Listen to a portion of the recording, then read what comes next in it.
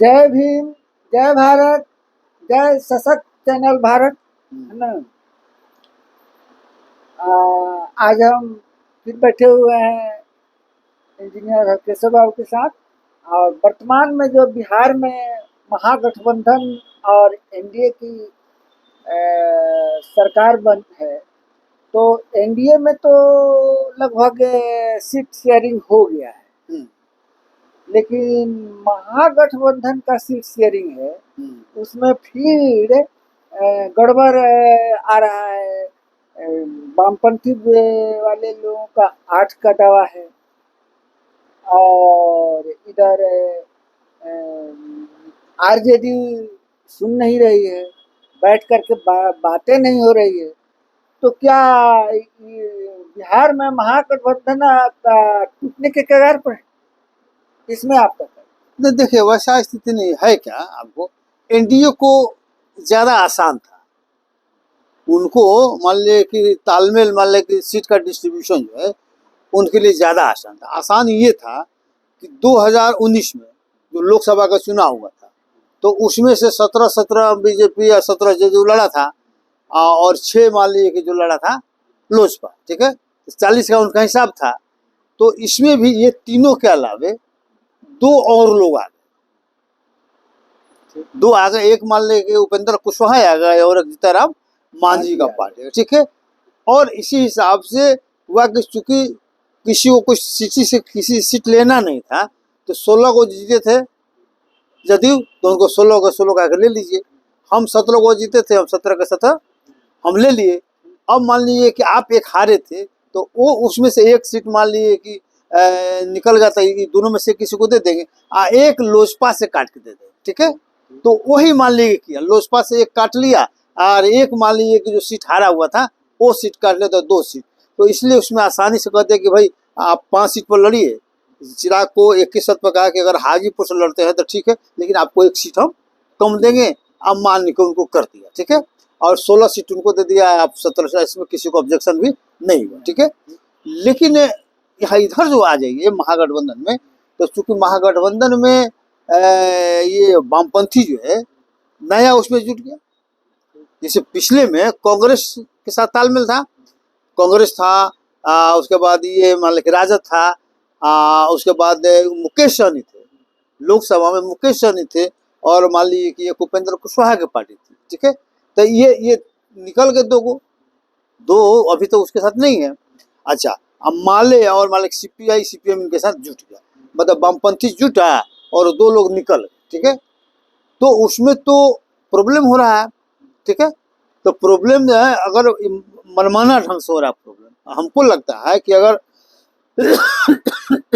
जो जितना पर आरजेडी लड़ी थी और उतना पर लड़ती, जितना पर कांग्रेस लड़ा था वो लड़ता, और मुकेश सहनी और इसको क्या नाम है, ये उपेंद्र कुशवाहा को जितना सीट दिए थे उतना सीट वामपंथी को दे देते। एक्स्ट्रा में मान लीजिए जो वहां से हटा, इन लोगों को कितना कितना सीट मिला था? है उपेंद्र कुशवाहा को, हाँ, और मुकेश को। देखिए मुकेश सहनी को 3 सीट मिला था, मुकेश सहनी को 3 सीट मिला था, ठीक है। मान लीजिए कि इसको भी 3 सीट मिला था, 6 सीट। 6 सीट। 2 सीट पहले से वामपंथी को तो 8 मांगा है, तो काहे नहीं, तो 2 वामपंथी को कहाँ था, वो अपना लड़ा था। वो लड़ा था ना, मतलब तालमेल में नहीं ना था, वो तालमेल में नहीं लड़ा था। तो इसीलिए अगर 3 अगर 6 सीट उधर निकाल देता तो आसानी से हो जाता। लेकिन चूंकि इसमें लग रहा है कि अब सही तरीका से हो नहीं रहा है, अभी तक तो लग रहा था कि हो जाएगा हो जाएगा हो जाएगा। कल एक मान लीजिए कि वो प्रेस नोट चला गया माले की तरफ से, कहना है हाँ, कि जीता हुआ सीट जो है, हाँ, कांग्रेस को 1 है, हाँ, और ये आरजेडी को नील है ना, हाँ, और वामपंथी को भी नील है, ठीक है। टोटल सीट 39 को हाँ, इन लोगों के पास आ रहा है। वो सीट है, इसको तो मिल बैठ करके बांट लेना चाहिए, बांट लेना चाहिए। आसानी से बट रहा है, किसी का तो लॉस नहीं हो रहा है। लॉस नहीं हो रहा है, क्योंकि आप तो जीते कहाँ है, सब तो हारल हल है, सब चीज आपके पास में मिला हुआ है। हाँ, लेकिन इसके बावजूद भी जहाँ तक सीट के बाद है कहाँ कौन लड़ेगा, हाँ। तो जहाँ आप 2 नंबर में हारे हैं हाँ वहाँ आप ले लीजिए। हाँ, जहाँ 2 नहीं नंबर, जनरली तो जहाँ लोग हारा है तो 2 ही नंबर में रहा है ना। हाँ, तो ठीक है, 2 जैसे नंबर कांग्रेस को जितना लड़ाए थे, कांग्रेस को लगता है कि 10 सीट पर लड़ाए थे, ठीक है, समझे, तो कांग्रेस को कह रहे हैं कि तुमको 6 सीट देंगे, ये प्रॉब्लम हो रहा है ना, ये 4 तो सीट गलत देंगे, है। ये गड़बड़ हो रहा है। अब मान ले वो कह रहे हैं 3 सीट देंगे, तो मान ले कोई फार्मूला निकालिएगा ना। देखिए फार्मूला क्या होता है, या तो मान ले सीटिंग गेटिंग का है, ठीक है, यहाँ आरजेडी को समझदारी से काम लेना चाहिए। काम लेना चाहिए हाँ और बचपना नहीं दिखाना चाहिए।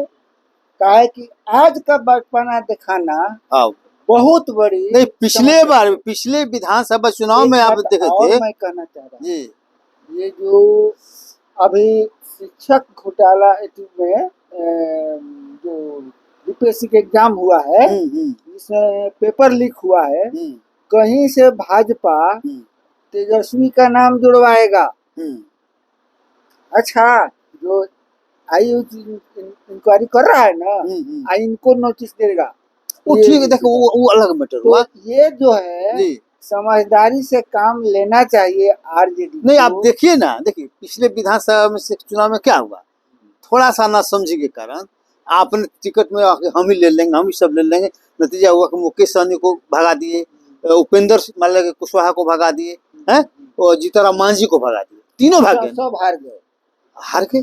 अगर वो आपके साथे रहता, वो तीनों अगर आपके साथे रहता तो आपको सरकार निश्चित रूप से बनती है, लेकिन आपने वहां पर बचकाना किया, आपको लगा कि सब हम ही हड़प लें। अरे जीते दीजिए सबको, और आप मेजर पार्टी हैं, ज्यादा जीतेगा तो आपको ज्यादा स्वाभाविक है होगा ना, ज्यादा कोई भी कहेगा कि आप ज्यादा रहेगा आपका, लेकिन इसका मतलब नहीं चाहिए कि हम सब हम ही ले लें, है।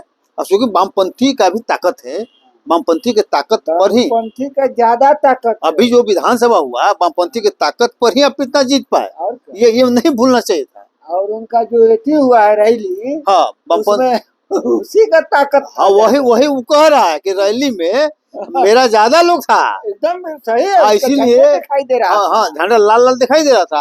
तो इसीलिए आप ये मत सोचिए, और कम से कम बात कर लीजिए, कोई भी फॉर्मूला निकालिए।